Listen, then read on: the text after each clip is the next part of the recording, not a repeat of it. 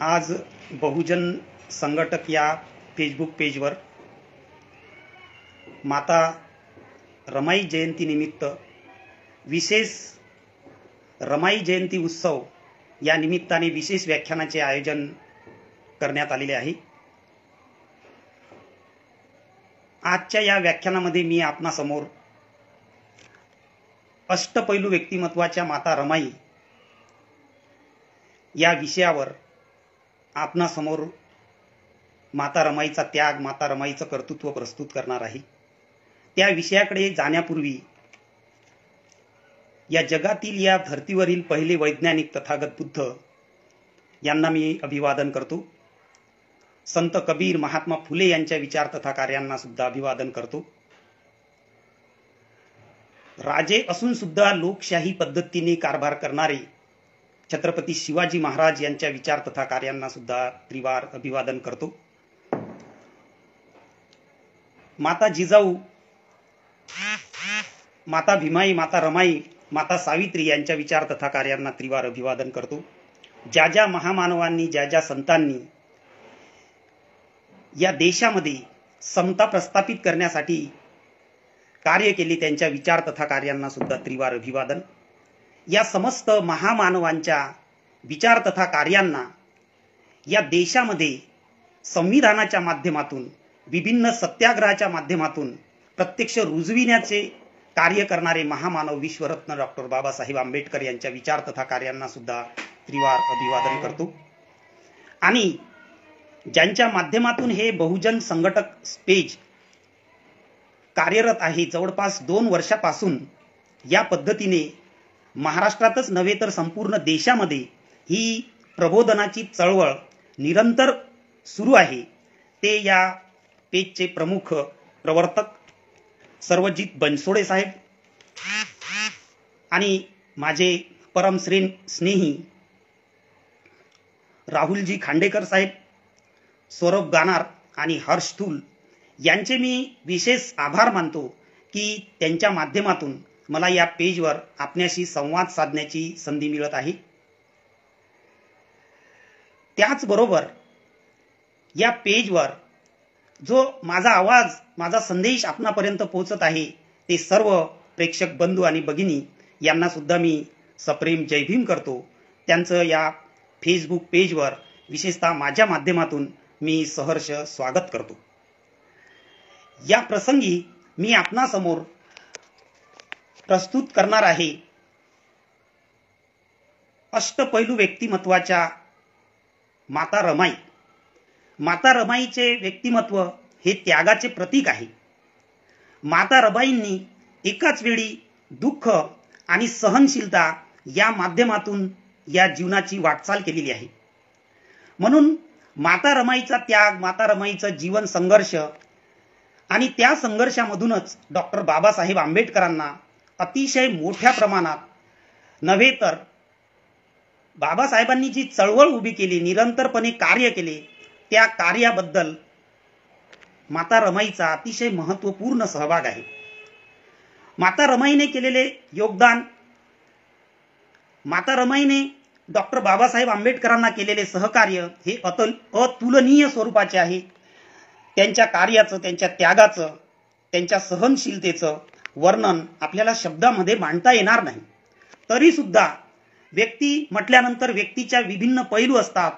विशेष व्यक्तीला चतुरस्त्र व्यक्तिमत्वाचा व्यक्ती असं म्हटले जाते, त्याही पेक्षा अद्भुत स्वरूपाच्या व्यक्तीला अष्टपैलू व्यक्तिमत्वाचा व्यक्ती म्हटले जाते। आणि माझ्या दृष्टिकोनातून माता रमाई या अष्टपैलू व्यक्तिमत्वाच्या व्यक्ती आहेत। नव्हे तर अष्टपैलू व्यक्तिमत्व रमाईच्या कर्तृत्वामध्ये, कार्यामध्ये सामावलेलं आहे। मग अष्टपैलू व्यक्तिमत्वामध्ये रमाई यांनी संपादित केलेल्या, त्यांनी निर्माण केलेल्या, कर्तृत्वातून दर्शवून दिलेल्या, या पिढीच्या समोर आदर्श निर्माण केलेले असे त्यांचे पैलू कोणते कोणते आहेत, त्यासंबंधी प्रकाश टाकताना मी सर्वप्रथम आपल्यासमोर माता रमाईचा पहिला पैलू प्रस्तुत करतो आणि ते म्हणजे शिक्षणाचं महत्त्व। माता रमाई आणि डॉक्टर बाबासाहेब आंबेडकर यांचा विवाह 4 एप्रिल 4 एप्रिल 1907 ला संपन्न झाला आणि तेव्हा माता रमाईचे वय 9 वर्ष तर डॉक्टर बाबासाहेब आंबेडकरांचे वय 14 वर्षाचे होते. त्यांचं 9वी पर्यंत शिक्षण झालेलं होतं. तर माता रमाई ह्या पूर्णतः निरक्षर स्वरूपाच्या होत्या. त्या निरक्षर असताना आणि विवाहानंतर डॉक्टर बाबासाहेब आंबेडकरांनी घेतलेलं शिक्षण, त्यांनी संपादन केलेली उच्च विद्या हे आपल्याला सर्वांना ज्ञात आहे. परंतु डॉक्टर बाबासाहेब आंबेडकरांनी शिक्षण संपादन करता करताच त्यांनी माता रमाईला साक्षर करण्याचा ध्यास घेतला. आपल्याला माहित आहे की डॉक्टर बाबासाहेब आंबेडकरांचं प्रमुख विधान आहे की शिक्षण हे वाघिणीचं दूध आहे आणि ते सर्वांना संपादन करण्याची मुभा, मोकळीक, संधी मिळाली पाहिजे आणि शिक्षणामध्ये विकासाचे सर्व द्वार सामावलेले आहेत. आणि म्हणूनच डॉक्टर बाबासाहेब आंबेडकरांनी त्यांच्या सहचारिणी माता रमाईला साक्षर करण्यासाठी प्रयत्न करण्यास सुरू केले.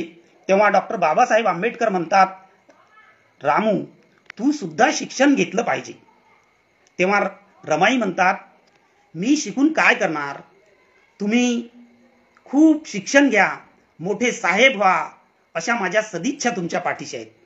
परंतु डॉक्टर बाबासाहेब आंबेडकर पुन्हा रमाईला म्हणतात, मी तर शिकणारच आहे, परंतु त्याचबरोबर तू सुद्धा शिक्षण घेतलं पाहिजे आणि तूच नव्हे तर या देशातील, या समाजातील प्रत्येक स्त्रीने शिक्षण घेतलं पाहिजे, प्रत्येक स्त्री साक्षर असली पाहिजे. तरीही सुद्धा माता रमाई डॉक्टर बाबासाहेब आंबेडकरांच्या विचाराला, त्यांच्या प्रयत्नाला साथ देत नाहीत. त्यांचं असं म्हणणं असते की मी साक्षर होऊन काय करणार. तेव्हा डॉक्टर बाबासाहेब आंबेडकर म्हणतात, मी जेव्हा उच्च शिक्षणासाठी बाहेर जाणार तेव्हा मी तुला जे पत्र पाठवीन ते तुलाच वाचता आले पाहिजे, नव्हे तर तू त्या पत्राचे उत्तर दिले पाहिजे. या अनुषंगाने तुला शिक्षणाचं महत्व आहे. तरी सुद्धा रमाई बाबासाहेबांना प्रतिसाद देत नाही.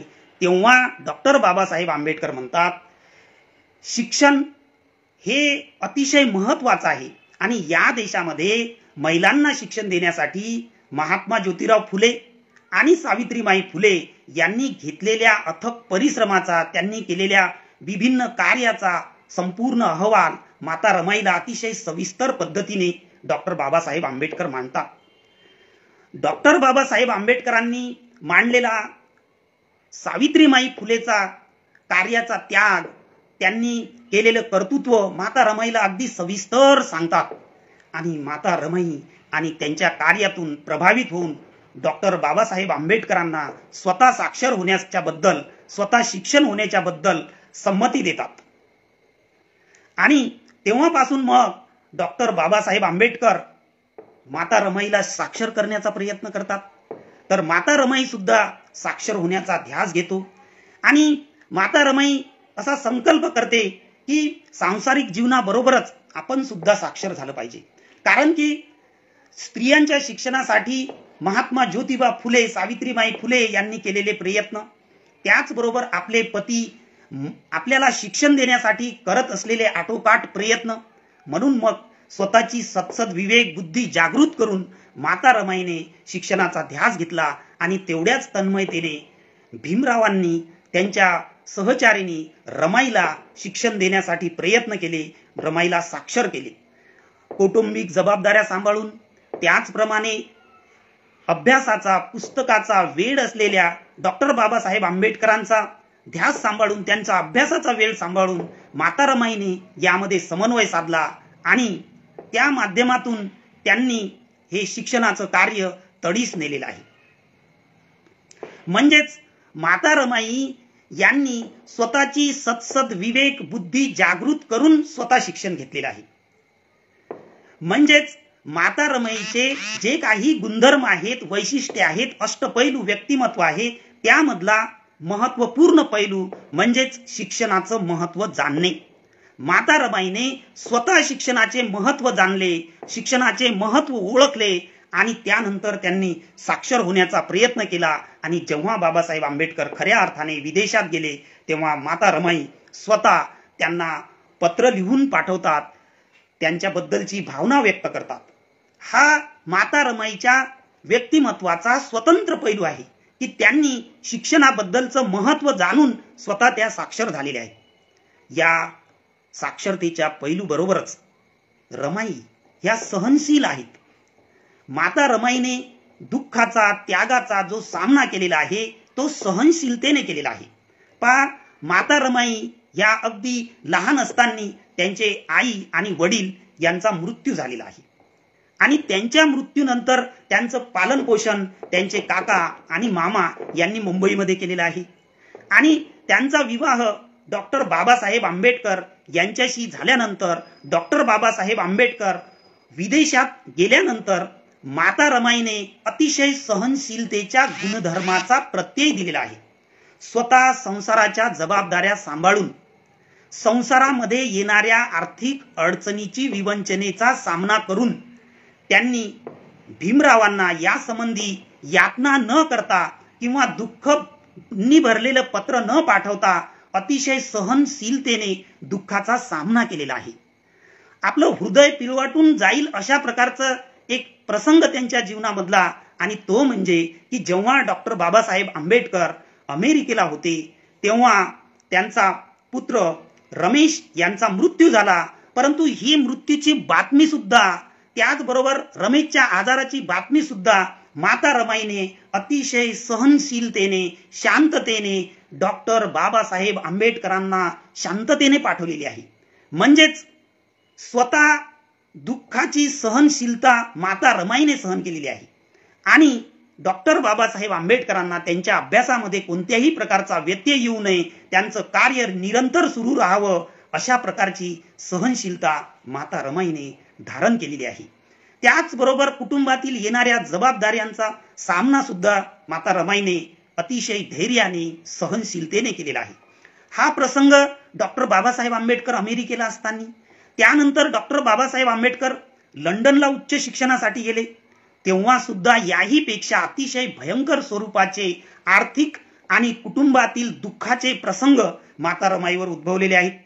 त्या प्रसंगाचा सुद्धा माता रमाईने सहनशीलतेने सामना केलेला आहे। त्याही प्रसंगी स्वतः दुःख झेलून दुःखाचा सामना करून अतिशय नम्रतेने नव्हे तर समन्वय साधून माता रमाईने डॉक्टर बाबासाहेब आंबेडकरांना पत्र लिहिलेलं आहे आणि त्या पत्रामध्ये अतिशय समस्या असून सुद्धा घरामध्ये असलेल्या अडचणी डॉक्टर बाबासाहेब आंबेडकरांना न सांगता, दुःख न सांगता त्यांनी स्वतःच्या तब्येतीची काळजी घ्यावी, त्यांनी स्वतःच्या अभ्यासाकडे लक्ष द्यावं अशा प्रकारचा अद्भुत स्वरूपाचा सल्ला नव्हे तर पत्रामधून माता रमाईने डॉक्टर बाबासाहेब आंबेडकरांना संदेश पाठवलेला आहे। म्हणजेच अशा प्रकारचं प्रत्यक्ष जीवनामध्ये कृत्य करण्यासाठी हा सहनशीलतेचा गुणधर्म धारण करून जीवन जगण्यासाठी अतिशय मोठं अंतःकरण लागतं आणि ते मोठं अंतःकरण माता रमाईने धारण केलेलं आहे। आपण आपल्या जीवनातील सर्वसाधारण स्त्रियांकडे जर बघितलं तर सहनशीलता हा गुणधर्म फार दुर्मिळतेने आपल्याला लक्षात येतो, परंतु माता रमाईने आपल्या स्वतःच्या वागणुकीतून आपल्या स्वतःच्या कर्तृत्वामधून या सहनशीलतेचा प्रत्यय दिलेला आहे आणि त्या प्रत्ययामधून त्यांनी डॉक्टर बाबासाहेब आंबेडकरांवर स्वतःच्या व्यक्तिमत्वाची छाप निर्माण केलेली आहे। जेव्हा डॉक्टर बाबासाहेब आंबेडकर लंडनमध्ये अभ्यास करत होते त्या प्रसंगी तर अनेक प्रकारच्या समस्या, आर्थिक समस्या, त्याचबरोबर त्यावेळी सुद्धा त्यांच्या गंगाधर नावाचा पुत्र अतिशय आजारी होता। तो दुर्धर आजाराने अतिशय त्याचा गंभीर आजार झाला, त्यानंतर त्यामध्येच त्याचा मृत्यू झाला। त्या मृत्यूचं दुःख सुद्धा माता रमाईने स्वतः एकटीने सामावलेलं आहे, सहन केलेलं आहे आणि त्याबद्दलची माहिती सुद्धा डॉक्टर बाबासाहेब आंबेडकरांना थोड्या अवधीने नंतर त्यांनी सूचित केलेली आहे। तेव्हा सुद्धा माता रमाई म्हणतात की तुम्ही तुमच्या तब्येतीकडे आणि तुमच्या शिक्षणाकडे लक्ष दिलं पाहिजे। हा गुणधर्म माता रमाईचा आहे। म्हणजेच माता रमाईने जसं शिक्षणाला महत्त्व दिलं त्याचप्रमाणे माता रमाई सहनशील सुद्धा होती।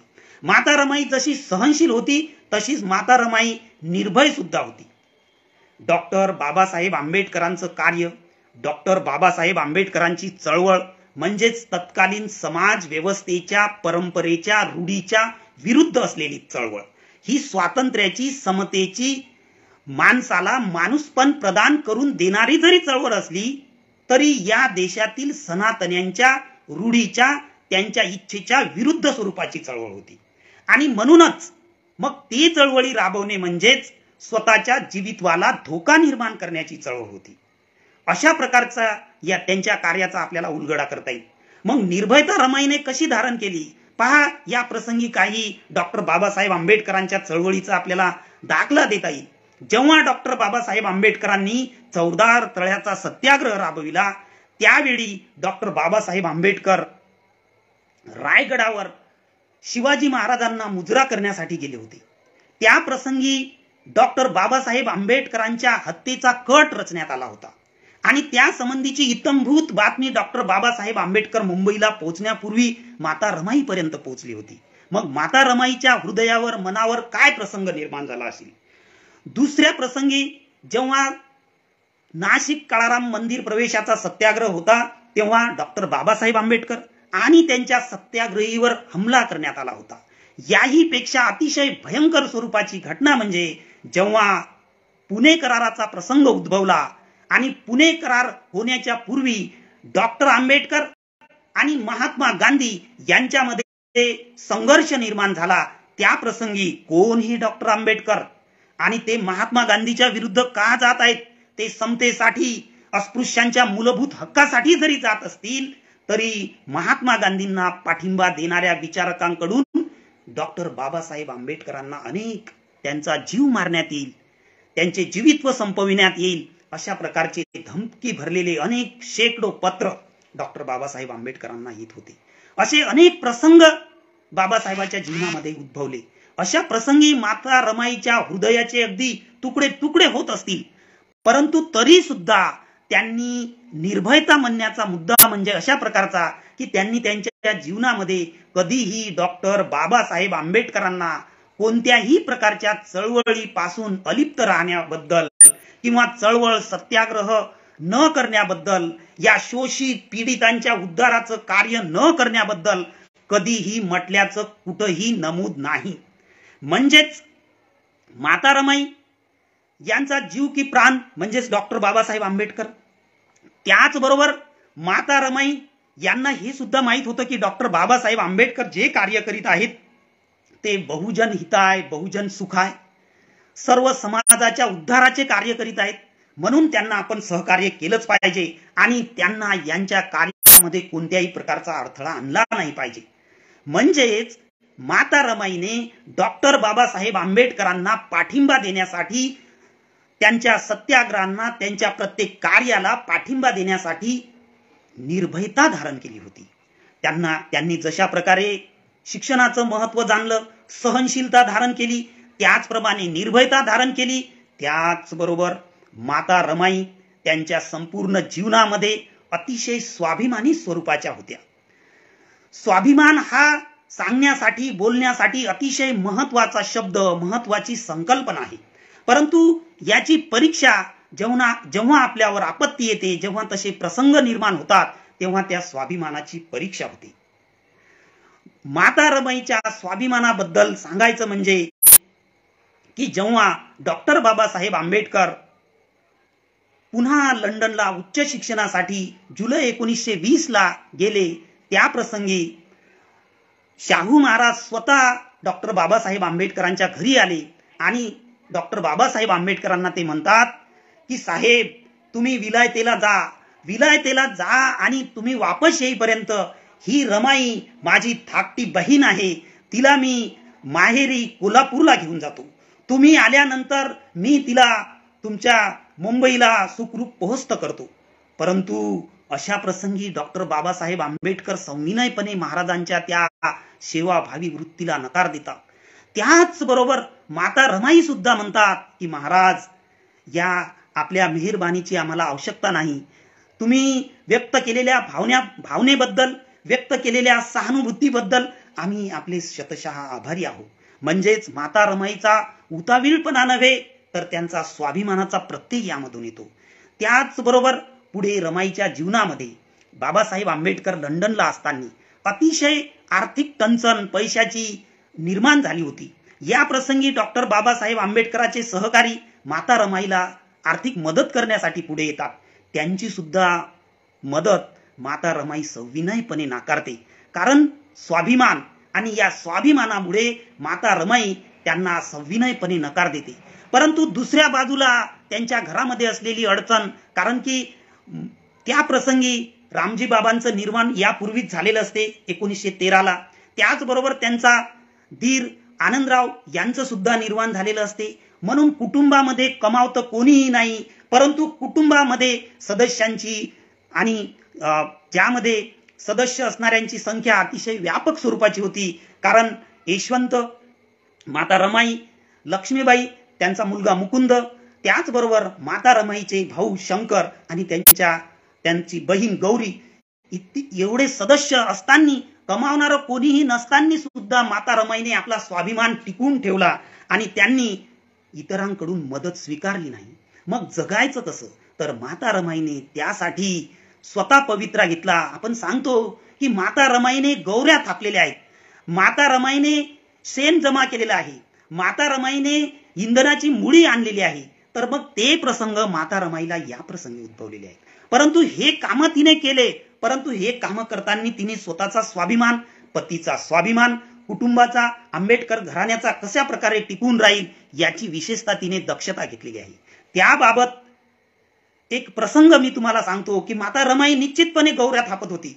परंतु आजकाल आपण सर्वसाधारण कुटुंबामध्ये पाहतो की पती जर बाहेर गेला असेल शिक्षणासाठी, नोकरीसाठी, आणि घरामध्ये जर पैशाची समस्या असेल, तर महिलांकडून पतीच्या समस्येला अधिक उग्र रूप धारण करून परिवारामध्ये, शेजाऱ्यामध्ये, नातेवाईकामध्ये सांगितलं जाते.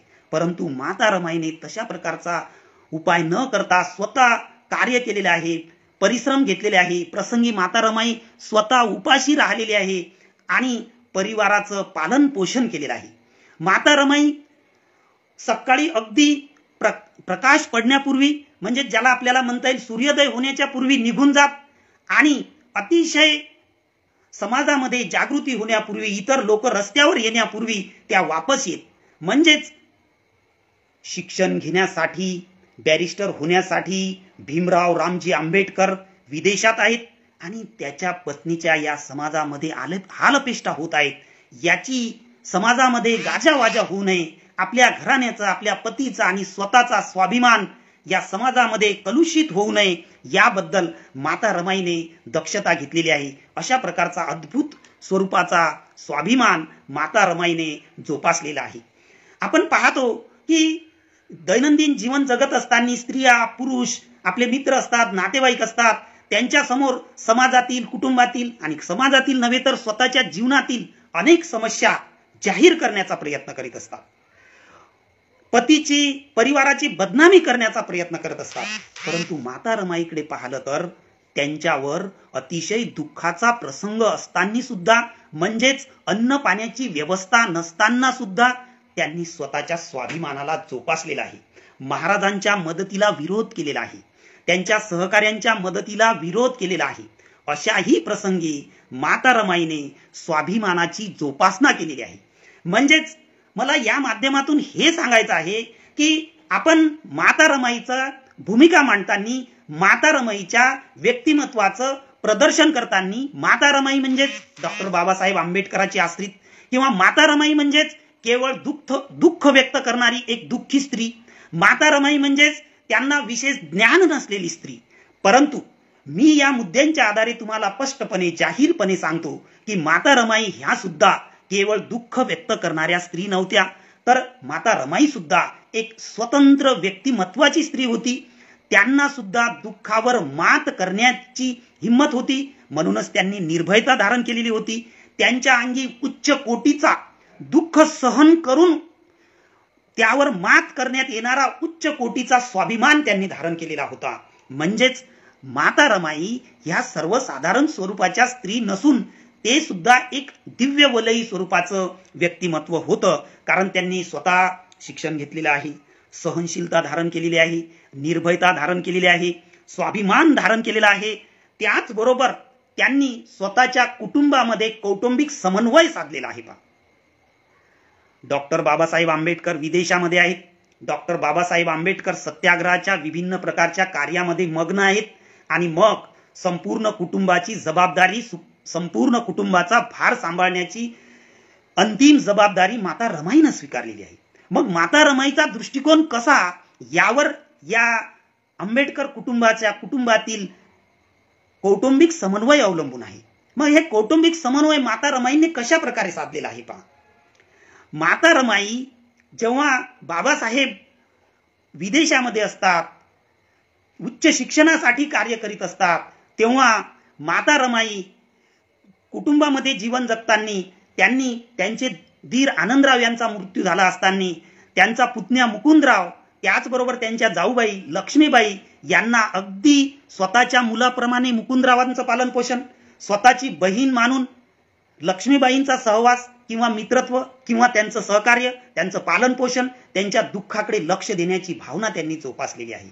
एवढंच नव्हे तर डॉक्टर बाबासाहेब आंबेडकर आणि त्यांचे दुसरे बंधू, त्यांच्यापेक्षा मोठे बंधू बाळाराम यांच्यामध्ये मतभेद होता. आणि त्या मतभेदाचं कारण तुम्हाला माहित असेल की बाळाराम आंबेडकर हे व्यसनी होते, त्यांना दारूचं व्यसन होतं आणि डॉक्टर आंबेडकरांनी त्यांच्या व्यसनाचं कधीही समर्थन केलेलं नाही. त्यांच्याबद्दल त्यांनी तीव्र विरोध केलेला आहे, तिटकारा व्यक्त केलेला आहे. आणि म्हणून बाळाराम आंबेडकर वेगळे राहत होते. परंतु वेगळे राहत असताना सुद्धा माता रमाईने यामध्ये कसा समन्वय साधला. माता रमाई बाबासाहेब आणि बाळाराम यांच्यामध्ये मतभेद असताना सुद्धा, वेगळे राहत असताना सुद्धा माता रमाई कुटुंबामध्ये, आपल्या परिवारामध्ये होणाऱ्या विशेष पदार्थ किंवा विशेष पदार्थाबद्दलची व्यवस्था केल्यानंतर तो पदार्थ घेऊन त्यांचा मुलगा यशवंत आणि मुकुंदाला बाळारामकडे पाठवित असेल. आता तुम्ही म्हणाल हे काय उदाहरण आहे, परंतु यामधून मला तुम्हाला कौटुंबिक एकोपा, कुटुंबामध्ये साधलेला रमाईने समन्वय, आज आपण कुटुंबामध्ये पाहतो की भावाभावांचं जर पटत असेल तर महिलांकडून, पत्नींकडून त्यामध्ये वितुष्ट आणण्याचा प्रयत्न केला जातो. बहुसंख्य कुटुंबामध्ये अशा प्रकारचा प्रसंग आहे. परंतु या कुटुंबामध्ये भावांचं पटत नाही, वैचारिक मतभेद आहे. अशा प्रकारचा वैचारिक मतभेद असताना सुद्धा त्या कुटुंबातील एक स्त्री म्हणून त्यांच्यामध्ये समन्वय साधण्याचा प्रयत्न माता रमाईने केलेला आहे.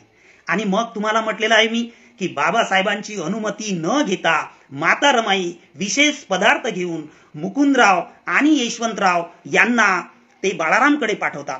बाळाराम तो पदार्थ ग्रहण करतात आणि ते मत व्यक्त करतात की आमच्या आंबेडकर कुटुंबाची माझी ही भावसून रमाई म्हणजे रत्न आहे.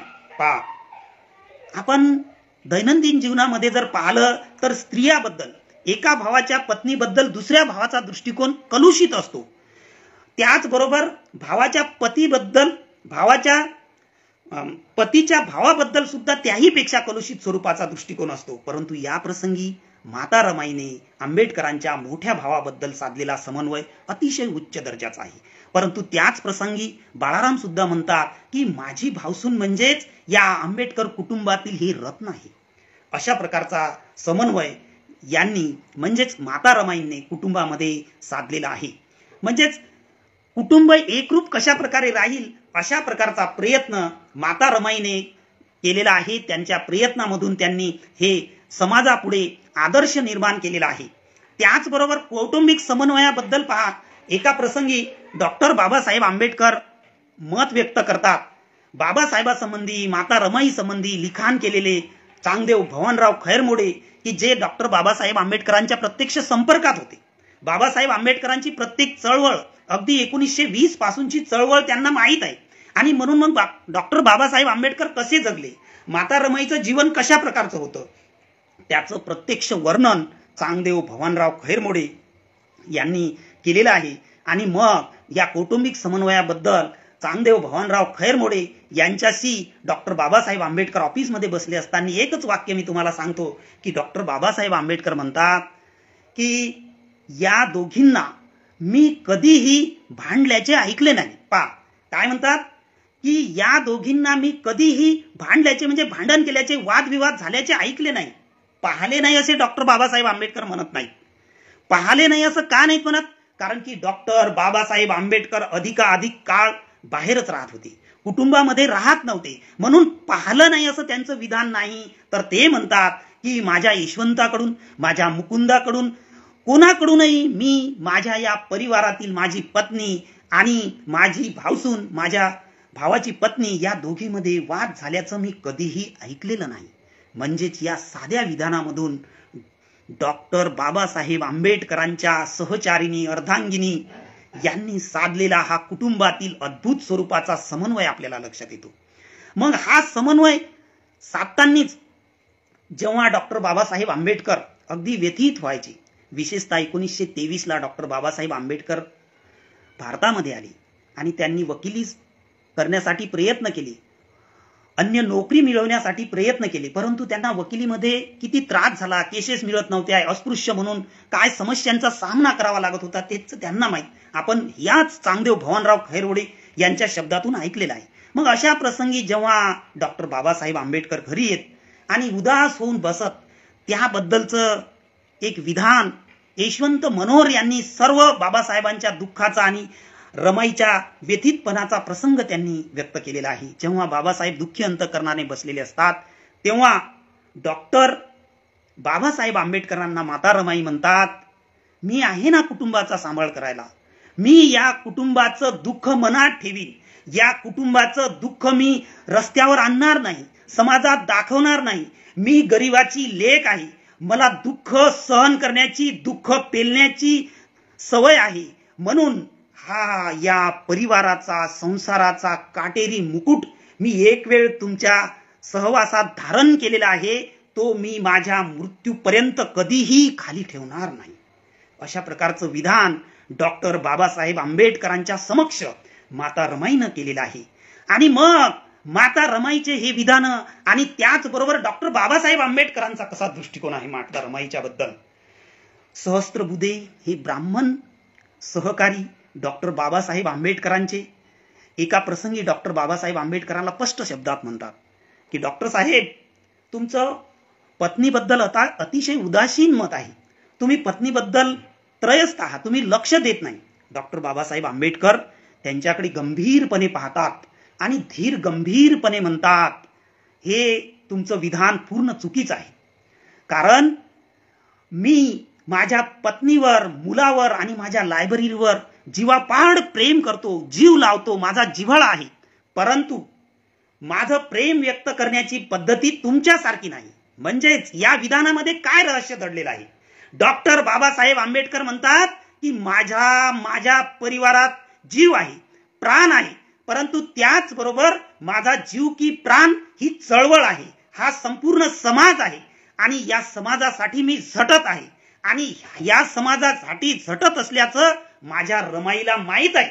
आणि म्हणून बाबासाहेब पुढचं त्यांचं विधान आहे की मला या पातळीपर्यंत, या स्टेजपर्यंत पोहोचविण्याचं कार्य माझ्या रमाईनं केलेलं आहे, यामध्ये माझ्या रमाईचा स्वार्थ त्याग दडलेला आहे. अशा प्रकारची भावना डॉक्टर बाबासाहेब आंबेडकरांनी व्यक्त केलेली आहे. म्हणजेच डॉक्टर बाबासाहेब आंबेडकर जरी चळवळीचे कार्यकर्ते असले तरी सुद्धा त्यांचा रमाईशी सौहार्दतेचा संबंध होता, त्यांचं सौहार्दतेचं, जिव्हाळ्याचं, प्रेमाचं नातं होतं. आणि म्हणूनच या कौटुंबिक समन्वयाबद्दलचं पुढचं विधान मी तुम्हाला या प्रसंगी नमूद करतो. माता रमाईचं निर्वाण 27 मे 1935ला झालं. त्यानंतर डॉक्टर बाबासाहेब आंबेडकरांनी 1940ला थॉट्स ऑन पाकिस्तान नावाचा ग्रंथ लिहिला. माता रमाईच्या निर्वाणानंतर 5 वर्षांनी लिहिलेला ग्रंथ आहे. तो ग्रंथ डॉक्टर बाबासाहेब आंबेडकरांनी माता रमाईला अर्पण केलेला आहे. त्या अर्पण पत्रिकेत डॉक्टर बाबासाहेब आंबेडकर काय लिहितात? डॉक्टर बाबासाहेब आंबेडकर त्या अर्पण पत्रिकेत लिहितात की रमाईच्या हृदयाचा चांगुलपणा. काय म्हणतात डॉक्टर बाबासाहेब आंबेडकर 5 वर्षानंतर अर्पण पत्रिकेत? रमाईच्या हृदयाचा चांगुलपणा, तिच्या मनाची विशालता आणि त्याचबरोबर तिच्या चारित्र्याची पवित्रता तिनं अशी धारण केलेली होती आणि अशा या गुणधर्माला घेऊन तिनं माझ्यासोबत दुःख सहन करण्याची अशी शक्ती निर्माण केली होती की ज्या प्रसंगी माझ्यावर दुःखाचा डोंगर कोसळलेला होता, अशाही दुःखाच्या कोसळत्या डोंगरामध्ये अतूट नातं माझ्याशी रमाईने टिकून ठेवलेलं आहे. नव्हे तर तिनं स्वाभिमानाने संसार केलेला आहे. अशा स्वाभिमानी, कर्तव्य दक्ष, जिव्हाळा पूर्ण या रमाईच्या आठवणीस हे माझा ग्रंथ समर्पित अशा प्रकारचं विधान डॉक्टर बाबासाहेब आंबेडकरांनी केलेलं आहे. यावरून डॉक्टर बाबासाहेब आंबेडकर आणि माता रमाई यांच्यातील नव्हे तर संपूर्ण कुटुंबातील समन्वय कशा प्रकारचा साधलेला आहे हा मुद्दा नव्हे तर हा गुणधर्म माता रमाईचा आपल्या लक्षात येतो. आपण माता रमाईला केवळ दुःख झेलणारी किंवा विचार स्वतंत्र नसलेली माता नव्हे तर स्वतंत्र बुद्धीची वैचारिक क्षमता विकसित झालेली म्हणजेच रामजी बाबांच्या संस्कारातून विकसित झालेली डॉक्टर बाबासाहेब आंबेडकरांच्या मार्गदर्शनातून मीराबाईच्या मार्गदर्शनातून प्रगल्भ झालेली ही माता रमाई आहे. अशा प्रकारचा मुद्दा या ठिकाणी मला आपल्या समोर नमूद करायचा आहे. विभिन्न गुणधर्माबरोबरच माता रमाईने या जीवनामध्ये निस्वार्थी सेवाभाव आणि परोपकार हे सुद्धा जोपासलेलं आहे. पहा, कुटुंबामध्ये गरिबी आहे, कुटुंबामध्ये दारिद्र्य आहे, कुटुंबामध्ये आपलं मुलं उपचाराअभावी मृत्यू पावलेले आहेत, त्यांना सोडून गेलेले आहेत. अशाही स्थितीमध्ये माता रमाईने निस्वार्थी सेवाभाव स्वीकारलेला आहे. निस्वार्थी सेवाभाव म्हणजेच त्यांच्या पुतण्याशी, त्यांच्या जाऊबाईशी, शेजाऱ्याशी असलेला निस्वार्थ वर्तणूक, त्यांची वागणूक, त्यांचे व्यवहार अशा प्रकारचा हा निस्वार्थी सेवाभाव. या कौटुंबिक निस्वार्थी सेवाभावाबरोबरच जेव्हा डॉक्टर बाबासाहेब आंबेडकर चौदार तळ्याचा सत्याग्रह जाहीर करतात, माता रमाईला यासंबंधी माहिती मिळते. माता रमाई डॉक्टर बाबासाहेब आंबेडकरांकडे हट्ट धरते की मी सुद्धा महाडला येणार. बाबासाहेब म्हणतात, रामू तू महाडला येऊन काय करणार? तेव्हा रमाई म्हणते, साहेब मी रमाईला येऊन तुम्ही म्हणता ना हे हजारो लोक तिथं येणार आहेत, या हजारो पैकी काही शेकडो लोकांच्या भोजनाची व्यवस्था मी स्वतः करणार आहे. पहा, म्हणजेच माता रमाई सेवेचा गुणधर्म स्वीकारतात. बाबासाहेबांना सांगतात की तुम्ही सत्याग्रह करा, तुम्ही विद्वान आचार्य, तुम्ही भाषण करा, तुम्ही तुमच्या कार्यकर्त्यांना प्रगल्भ करा, परंतु त्यांची सेवा मी करणार आहे. परंतु तुम्हाला माहित असेल की त्याच दरम्यान माता रमाई आजारी पडल्या आणि माता रमाईला या सत्याग्रहींची म्हणजेच महाड येथील चौदार तळ्यावरील सत्याग्रहांची सेवा करण्याची संधी मिळाली नाही. परंतु त्यांच्या दृष्टिकोनातून त्यांचा सेवाभाव आपल्या हृदयामध्ये कोरला जातो. दुसरा मुद्दा, माता रमाई आजारी निरंतर असताना सुद्धा बाबासाहेबांनी त्या काळी जाती अंताचा किंवा सर्व धर्म समभावाचा पुरस्कार केला होता आणि त्यांचे विभिन्न प्रसंगी कुटुंबामध्ये विभिन्न कार्यकर्त्यांच्या घरी भोजनदानाचे समारंभ होत. परंतु डॉक्टर बाबासाहेब आंबेडकरांनी स्वतःच्या कुटुंबापासून भोजनदानाचा समारंभ आयोजित केला होता. माता रमाई आजारी असताना सुद्धा त्यांनी लक्ष्मीबाईंच्या सहकार्यातून सर्व धर्माच्या म्हणजेच हिंदू आपण सुद्धा त्या काळचे, परंतु मुस्लिमांची, ख्रिश्चनांची, सर्व धर्मातील लोकांची, सर्व जातीतील लोकांच्या जेवणाची व्यवस्था त्यांनी निस्वार्थीपणे अतिशय आदराने त्यांच्या परिवारामध्ये केलेली आहे. अशा प्रकारचा निस्वार्थी सेवाभाव माता रमाईने जोपासलेला आहे. मुद्दा या ठिकाणी मला पुन्हा सांगायचा आहे की आज आपण जर सर्वसाधारण कार्यकर्ते पाहिले, सर्वसाधारण नेते पाहिले, लीडर पाहिले, तर त्यांच्या पत्नीचा, त्यांच्या घरच्यांचा अगदी वेगळाच तोरा असतो. परंतु तो तोरा किंवा तो मोठेपण, ती अहमिकता न दाखवता माता रमाईने सेवेचा गुणधर्म, सेवेचा प्रत्यय सर्वांना दाखवून दिलेला आहे. याही पेक्षा अधिक मोठा गुणधर्म सेवेचा, गरजूवंतांच्या मदतीचा, परोपकाराचा मुद्दा या ठिकाणी मी तुम्हाला नमूद करतो. माता रमाई आजारी असताना 1930 सालची घटना आहे की जेव्हा डॉक्टर बाबासाहेब आंबेडकर प्रथम गोलमेज परिषदेला गेलेले आहेत आणि जाताना त्यांना बळवंत वऱ्हाडे भेटलेले आहेत, तेव्हाच माता रमाई सुद्धा तिथं होत्या. ते बाबासाहेबांना म्हणतात की माता रमाईला, संपूर्ण परिवाराला मी धारवाड निप्पाणीला म्हणजेच त्यांच्या गावाला अगदी निसर्गरम्य वातावरणात हवा पालटीसाठी माता रमाईच्या सेवेसाठी घेऊन जातो, तुमची अनुमती असेल तर. आणि मग बाबासाहेब अनुमती देतात. माता रमाई आणि त्यांच्या परिवारातील सर्व सदस्य म्हणजेच माता रमाई, यशवंत, मुकुंदराव, लक्ष्मीबाई, त्यांची बहीण आणि भाऊ एवढे 6 सदस्य धारवाडला जातात. आणि तिथं घडलेला एक अद्भुत प्रसंग, माता रमाई 3 दिवस राहिल्यानंतर त्यांच्या तब्येतीमध्ये त्यांना सर्वसाधारण स्वरूपाचा जो त्रास होता किंवा त्यांना जे अस्वस्थ स्वरूपाचं वाटत होतं त्यामध्ये बऱ्याच प्रमाणात परिवर्तन झालं. त्यांना ती हवा मानवली आणि अशाच प्रसंगी माता रमाई त्या रूममध्ये असताना बाजूच्या रूममध्ये बलवंत वऱ्हाडे आणि त्यांची पत्नी विचार करतात, कारण ते एक वसतिगृह चालवत असतात आणि ते विचार करतात की आज सायंकाळची व्यवस्था आपण कशी करणार, कारण अनेक दुकानदाराकडून उधारीत किराणा आणलेला आहे आणि त्यांचे पैसे थकलेले आहेत. आज आपल्याला कोणीही उधारीस देण्यास तयार नाही. मुलांना उपाशी राहण्याची वेळ आलेली आहे. हे धावतं त्यांचं संवाद, त्यांच्या आपसातील संवाद माता रमाईने ऐकले आणि माता रमाई बाहेर जातात, त्यांच्याकडे जातात आणि बलवंत वऱ्हाडे यांना म्हणतात की वऱ्हाडे काय अडचण आहे, मुलांच्या जेवणाची व्यवस्था झालेली नाही. वऱ्हाडे कोचमतात आणि माता रमाई लगेच पुढे होते आणि माता रमाई स्वतःच्या हातामध्ये असलेल्या सोन्याच्या बांगड्या काढते. आता तुम्ही म्हणाल अनेक ठिकाणी वर्णन आहे की माता रमाईला जगण्याची सुद्धा व्यवस्था नव्हती, परंतु ही घटना कधीची आहे, 1930 सालची आहे.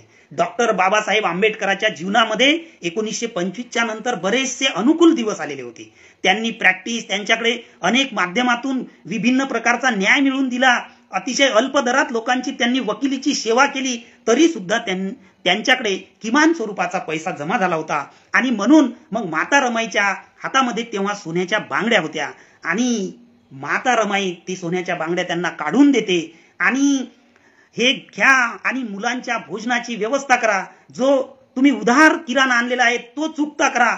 म्हणजेच ही साधी गोष्ट आहे, कौटुंबिक गोष्ट आहे, एखाद्या घरातील गोष्ट वाटते, परंतु या मागे जे त्याग आहे, माता रमाईने डॉक्टर बाबासाहेब आंबेडकर नसताना त्यांच्या कार्यकर्त्याला आणि त्यांच्या कार्यकर्त्याच्या वसतिगृहातील मुलांच्या सेवेसाठी स्वतःच्या अंगावरचे अलंकार काढून देते, मोडण्यास लावते आणि त्यांच्या जेवणाची व्यवस्था करते, नव्हे तर त्यांना जेवण स्वतः वाढून देते.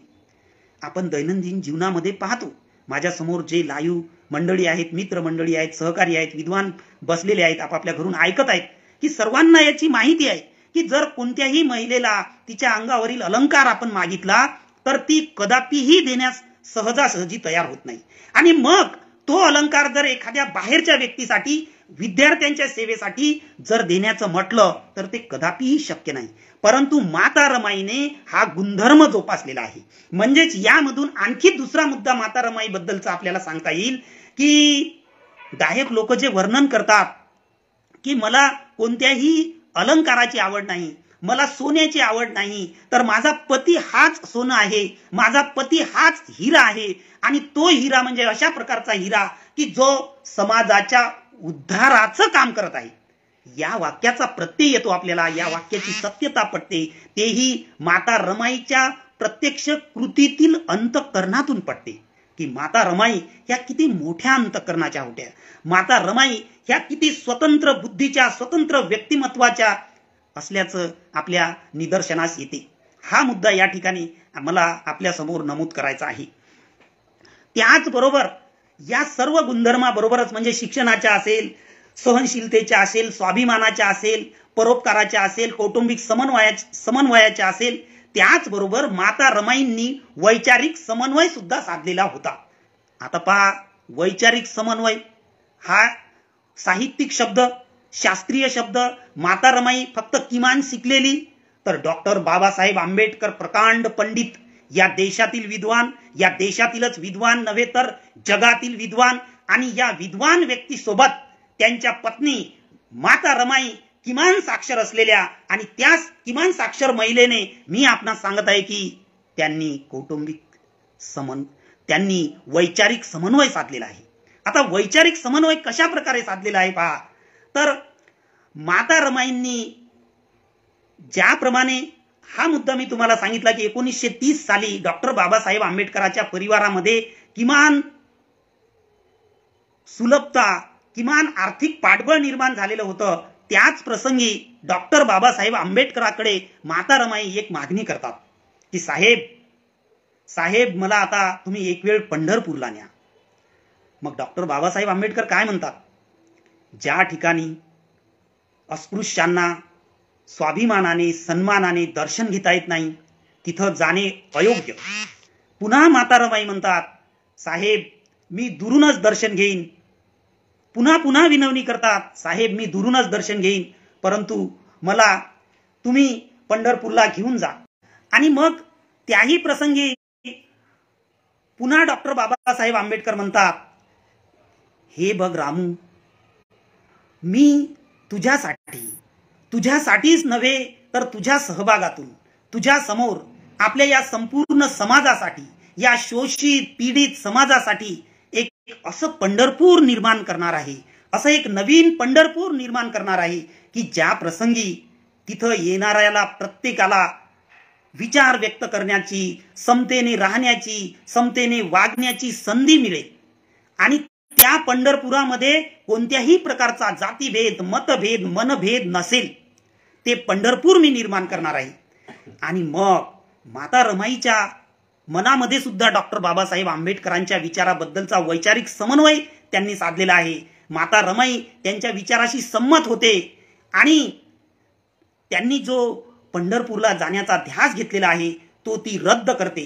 म्हणजेच माता रमाई ही सर्वसाधारण भक्तिभावाच्या पद्धतीने, त्यांच्या अल्पबुद्धीच्या श्रद्धेच्या पद्धतीने पंढरपूरला जाण्याबद्दलचं मत व्यक्त करते आणि त्याबद्दलचं जे वैचारिक समाधान माता रमाईचं डॉक्टर बाबासाहेब आंबेडकर करून देण्याचा प्रयत्न करतात. त्याबद्दल माता रमाईंनी वैचारिक समन्वय साधलेला आहे. हा माता रमाईच्या आणि डॉक्टर बाबासाहेब आंबेडकरांच्या जीवनातील अद्भुत स्वरूपाचा वैचारिक समन्वय आहे. त्याचबरोबर दैनंदिन जीवनामध्ये माता रमाई सर्वसाधारण वस्तीमध्ये राहत होती. त्या वस्तीतील महिलांचे, पतीचे जीवन जगण्याचं उद्देश म्हणजे अधिकाधिक सुख मिळवणे, अधिकाधिक पत्नीला आनंद देणे, अलंकार घेणे, चांगल्या वस्तू परिधान करणे, चांगलं खाणे.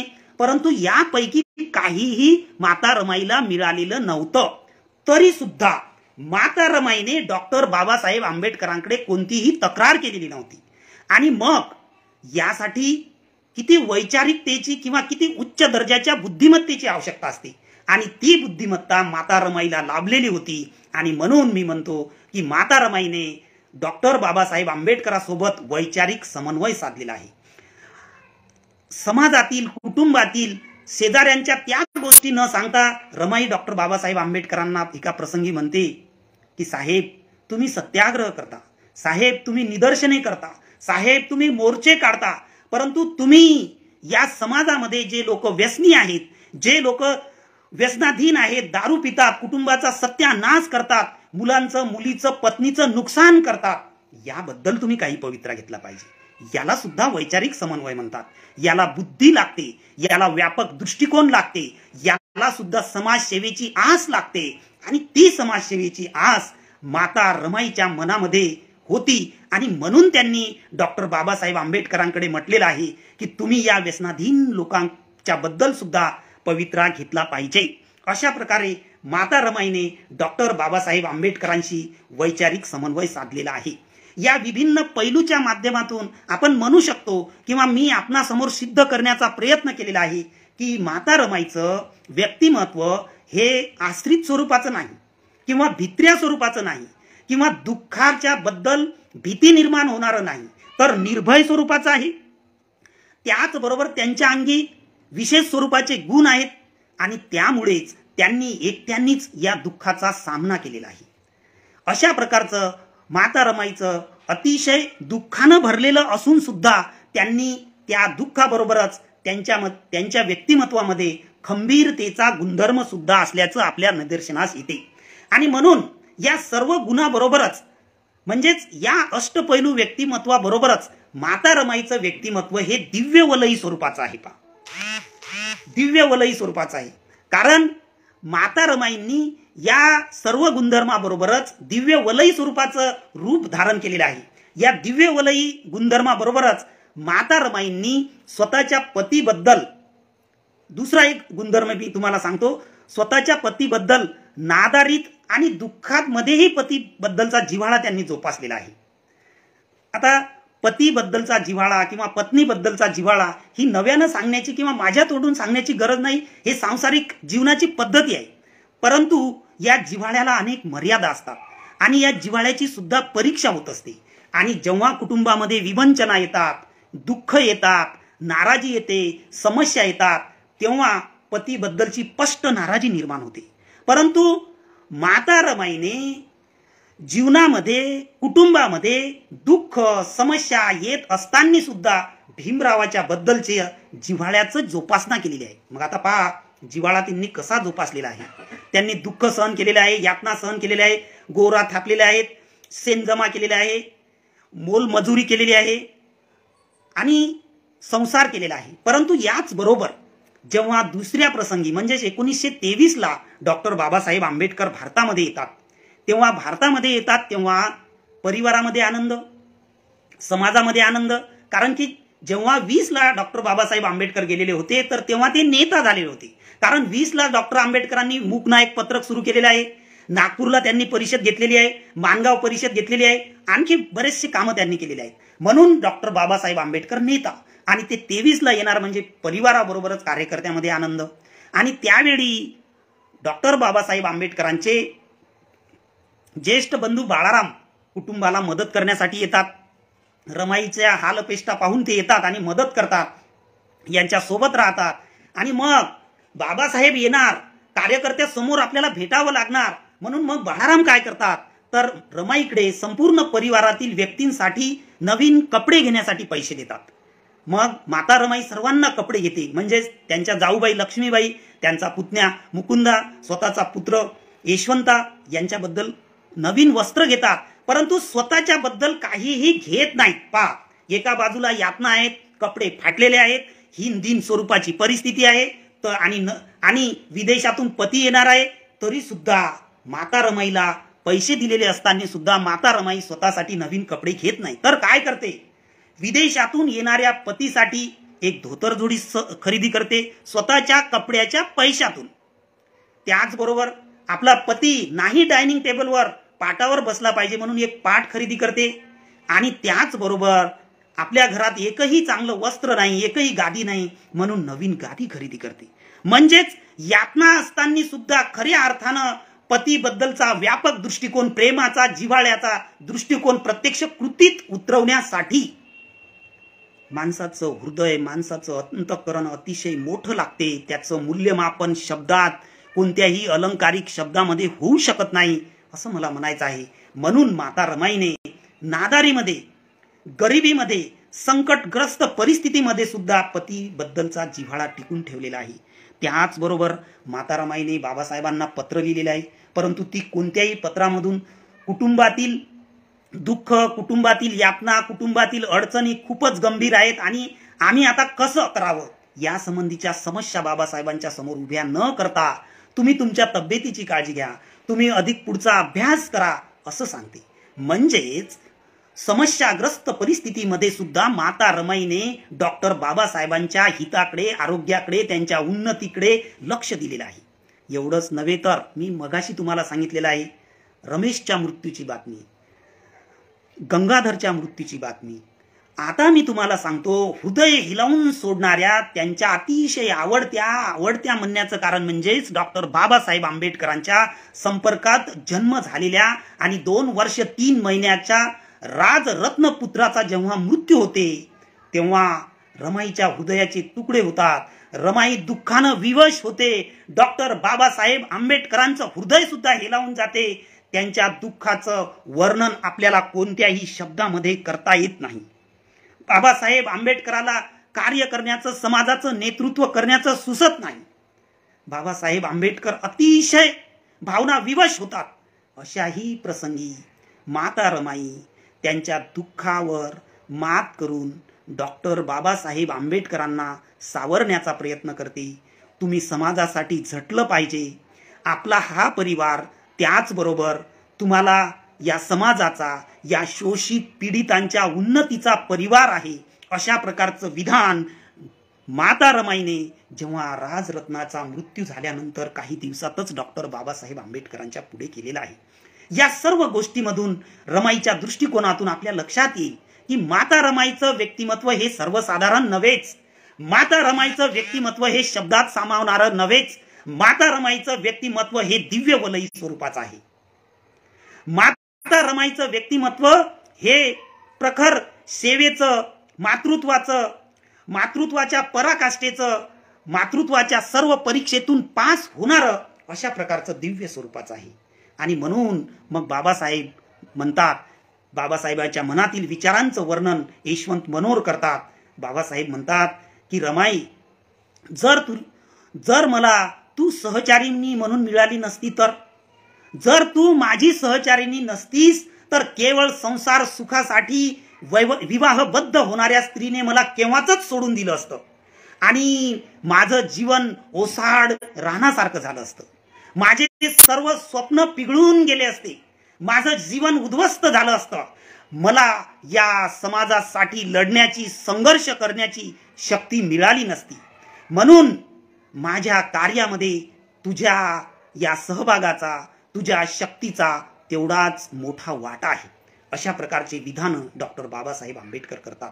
वेळेचं भान लक्षात घेऊन अधिक बाबी न सांगता माता रमाईच्या जीवनाचा एक आढावा, एक हिशोब मी तुम्हाला सांगतो. माता रमाई यांना एकूण आयुष्य केवळ 38 वर्ष 3 महिने आणि 20 दिवसाचं लाभलेलं आहे. कारण माता रमाईचा जन्म अगदी 2 दिवसानं माता रमाईची जयंती आहे, त्यानिमित्तानं हा कार्यक्रम संपन्न होत आहे. त्यानिमित्तानं मी आपणाशी संवाद साधत आहोत. माता रमाईचा जन्म 7 फेब्रुवारी 1897 ला झाला. माता रमाईचे निर्वाण 27 मे 1935 ला झाला. या दरम्यानचा कालावधी म्हणजेच केवळ 38 वर्ष 3 महिने आणि 20 दिवसाचा होतो एकूण कालावधी. परंतु माता रमाई विवाहानंतर आंबेडकर कुटुंबामध्ये आलेली आहे. तर मग माता रमाईने एकूण वैवाहिक जीवन डॉक्टर बाबासाहेब आंबेडकरांच्या सहवासात किती वर्ष जगलेले आहेत? तर केवळ 29 वर्ष 2 महिने आणि 17 दिवसाचं जीवन माता रमाई जगलेले आहेत. 29 वर्ष 2 महिने आणि 17 दिवसाचं जीवन, आणि त्यापैकी 7 वर्ष डॉक्टर बाबासाहेब आंबेडकर विदेशामध्ये उच्च शिक्षणासाठी गेलेले आहेत. आणि त्याचबरोबर डॉक्टर बाबासाहेब आंबेडकरांनी चळवळ सुरू केल्यानंतर 1935 पर्यंत, म्हणजे माता रमाई असेपर्यंत काय काय केलेलं आहे? 3 गोलमेज परिषदेला डॉक्टर बाबासाहेब आंबेडकर गेलेले आहेत. त्यांनी 14 तळ्याचा सत्याग्रह केलेला आहे. त्यांनी कामगारासाठी चळवळ केलेली आहे. त्यांनी शेतकऱ्यांसाठी चळवळ केलेली आहे. त्यांनी अमरावतीच्या अंबादेवी मंदिर प्रवेशाचा सत्याग्रह केलेला आहे. काळाराम मंदिर प्रवेश नाशिकचा सत्याग्रह केलेला आहे. गांधीजी सोबत त्यांचा पुणे करार झालेला आहे. आणि या सर्व गोष्टीसाठी त्यांनी दीर्घ स्वरूपाचा प्रवास केलेला आहे. त्यांनी चिंतन केलेलं आहे. त्यांनी अभ्यास केलेला आहे. त्यांनी सभा घेतलेल्या आहेत. त्यांनी कार्यकर्त्याच्या बैठका घेतलेल्या आहेत. या सर्व गोष्टी केल्यानंतर, हे सर्व कामं केल्यानंतर त्यांनी कुटुंबाला वेळ दिलेला आहे. मग या सर्व कार्यानंतर ते कुटुंबात किती कालावधीसाठी असते? इतक्या अल्प कालावधीसाठी असून सुद्धा माता रमाईने डॉक्टर बाबासाहेब आंबेडकरांना स्वतःचं जीवन समर्पित केलेलं आहे. स्वतःचं जीवन संपूर्ण आंबेडकर कुटुंबाला समर्पित केलेलं आहे. म्हणून माता रमाईचा त्याग अद्भुत स्वरूपाचा आहे. अद्भुत स्वरूपाचा त्याग आहे. अद्भुत स्वरूपाचं दुःख पेलवण्याची क्षमता आहे. परंतु माता रमाई ही केवळ दुःखी नाही. माता रमाई ही आश्रित नाही. माता रमाई सुद्धा स्वाभिमानी आहे. माता रमाई सुद्धा निर्भय स्वरूपाची आहे. माता रमाईमध्ये सुद्धा शिक्षणाचं महत्व आहे. माता रमाईने सुद्धा वैचारिक समन्वय साधलेला आहे. माता रमाईने सुद्धा सेवा केलेली आहे. म्हणून माता रमाई ही चतुरस्त्र व्यक्तिमत्वाच्या नाहीत. माता रमाई हे अष्टपैलू व्यक्तिमत्वाच्या नाहीत, तर माता रमाई हे दिव्य वलयी व्यक्तिमत्वाचे आहे. माता रमाईचं व्यक्तिमत्व हे दिव्य वलयी आहे. दिव्य वलयी आहे म्हणजेच कोणत्याही शब्दात आपल्याला सामावणारं नाही, आपल्याला वर्णन करता येणारं नाही. आणि म्हणूनच माता रमाई हे डॉक्टर बाबासाहेब आंबेडकर जर दिवा असेल, तर माता रमाई हे आंबेडकराच्या जीवनाची, म्हणजेच त्यांच्या दिव्याची वात आहे. माता डॉक्टर बाबासाहेब आंबेडकर हे जर सूर्य असतील, तर माता रमाई हे शीतल प्रकाश देणाऱ्या त्यांच्या जीवनातील चंद्र आहेत. अशा प्रकारचं माता रमाईचं हे अद्भुत जीवन आहे. आणि म्हणूनच डॉक्टर बाबासाहेब आंबेडकरांना एक प्रकारचं बळ, एक प्रकारची शक्ती प्राप्त झालेली आहे. आणि म्हणूनच डॉक्टर बाबासाहेब आंबेडकरांनी 1935 ला 27 मे 1935 ला माता रमाईचं निर्वाण झाल्यानंतर बाबासाहेबांनी एक प्रकारे शपथ घेतली होती की पत्नी म्हणून माझ्या जीवनामध्ये केवळ रमाईच होती, बाकी कोणीही असणार नाही. परंतु तुम्ही लगेच म्हणाल की अरे सर, बाबासाहेबांनी पुनर्विवाह केलेला आहे. पण कधी केला? तर डॉक्टर बाबासाहेब आंबेडकरांनी माता रमाईच्या निर्वाणानंतर 13 वर्ष आणि 7 महिन्यानंतर, म्हणजेच 15 एप्रिल 1948 ला दुसरा विवाह केलेला आहे. आणि तो दुसरा विवाह संविधान पूर्ण करण्यासाठी केलेला आहे. आपल्याला बुद्धाचा धम्म देण्यासाठी केलेला आहे. जर डॉक्टर बाबासाहेब आंबेडकरांनी द्वितीय विवाह केला नसता तर डॉक्टर बाबासाहेब आंबेडकरांना पुढचं आयुष्य लाभलं नसतं. डॉक्टर बाबासाहेब आंबेडकरांना डॉक्टरांनी सल्ला दिला की जर तुम्हाला जगायचं असेल तर तुमच्या औषध पाण्याची अगदी नियमित व्यवस्था करावी लागेल. आणि म्हणून सविता कबीर नावाची स्त्री त्यांना भेटली, ती डॉक्टरीन होती. त्यांना म्हटलं की मी तुमची तशीच सेवा करते. परंतु डॉक्टर बाबासाहेब आंबेडकर त्यांच्याशी विवाह बंधनात बंदिस्त झाले आणि त्यांची सेवा त्यांनी उपलब्ध करून घेतली. म्हणून एक प्रकारे डॉक्टर बाबासाहेब आंबेडकरांनी रमाईच्या स्मरणार्थ घेतलेली शपथ हे तुमच्यासाठी, माझ्यासाठी, या देशातील लोकांच्या जीवनामध्ये प्रकाश निर्माण करण्यासाठी त्यांनी तोडलेली आहे. अशा प्रकारचं दिव्य वलयी व्यक्तिमत्व जसं बाबासाहेबाचं आहे तसंच माता रमाईचं सुद्धा आहे. म्हणून पुन्हा सांगतो की माता रमाईचं व्यक्तिमत्व हे शब्दात मांडता येणार नाही, ते दिव्य वलयी स्वरूपाचं आहे. म्हणून या समाजाला, या देशातील नागरिकांना, या देशातील सर्व महिलांना, पुरुषांना, मुलींना माता रमाईच्या गुणधर्माचा प्रकाश मिळतो. त्यांच्या गुणधर्माचं चिंतन आपण केलेलं पाहिजे.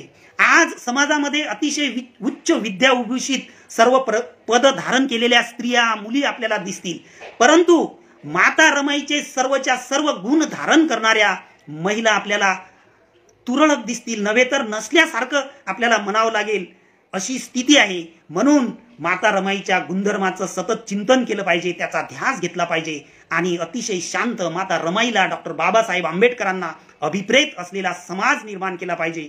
एवढंच मला या प्रसंगी नमूद करायचं आहे. आपण जे लाईव्ह पद्धतीनं मला ऐकता त्याबद्दल तुमचं पुन्हा मी धन्यवाद मानतो. आणि आपल्याशी संवाद साधण्याची ज्यांनी मला संधी उपलब्ध करून दिली ते आदरणीय सर्वजित बनसोडे साहेब, राहुल खांडेकर साहेब, हर्ष तुल आणि स्वरभ गानार यांचा जो उपक्रम आहे 2 वर्षापासून सुरू आहे, त्या उपक्रमाबद्दल मी त्यांना धन्यवाद देतो, त्यांचं स्वागत करतो, त्यांना शुभेच्छा देतो आणि मला त्यांनी संधी उपलब्ध करून दिली त्याबद्दल सुद्धा त्यांचे धन्यवाद मानतो आणि माझ्या वाणीला विराम देतो. धन्यवाद. जय भीम.